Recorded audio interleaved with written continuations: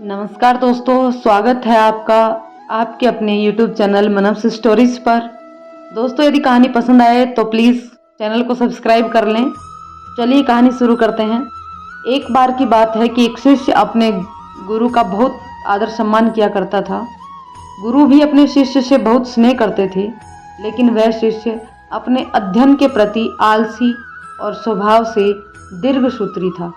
सदा स्वाध्याय से दूर भागने की कोशिश करता तथा आज के काम को कल के लिए टाल देता था। अब गुरुजी कुछ चिंतित रहने लगे कि कहीं उनका यह शिष्य जीवन संग्राम में पराजित ना हो जाए।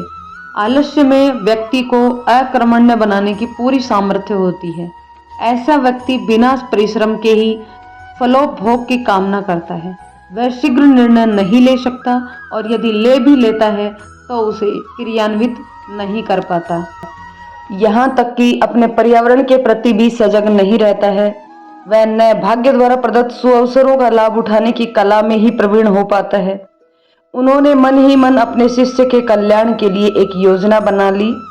एक दिन एक काले पत्थर का एक टुकड़ा उसके हाथ में देते हुए गुरुजी ने कहा, मैं तुम्हें यह जादुई पत्थर का टुकड़ा 2 दिन के लिए देकर कहीं दूसरे गांव जा रहा हूँ।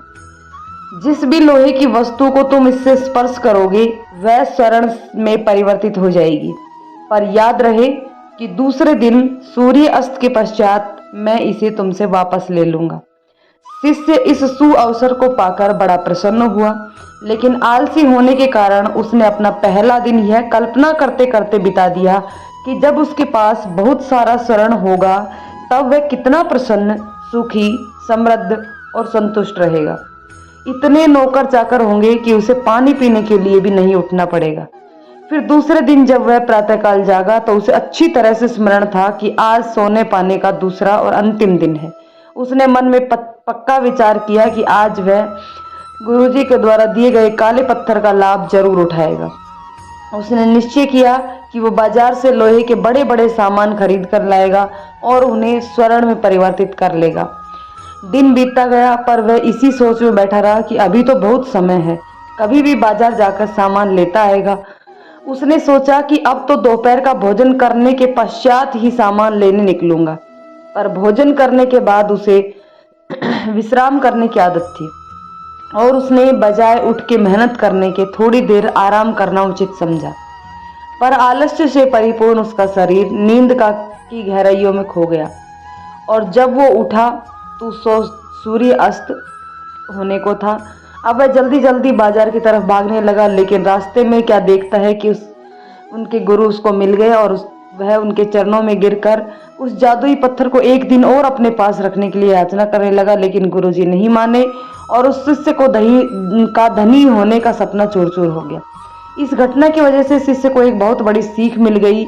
उसे अपने आलस्य पर पछतावा होने लगा। वह समझ गया कि आलस्य उसके जीवन के लिए एक अभिशाप है और उसने प्रण किया कि वह अब कभी भी काम से जी नहीं चुराएगा, एक कर्मठ, सजग और सक्रिय व्यक्ति बनकर दिखाएगा। मित्रों, जीवन में हर किसी को एक से बढ़कर एक अवसर अवश्य मिलते हैं, पर कई लोग उन्हें बस अपने आलस्य के कारण गंवा देते हैं।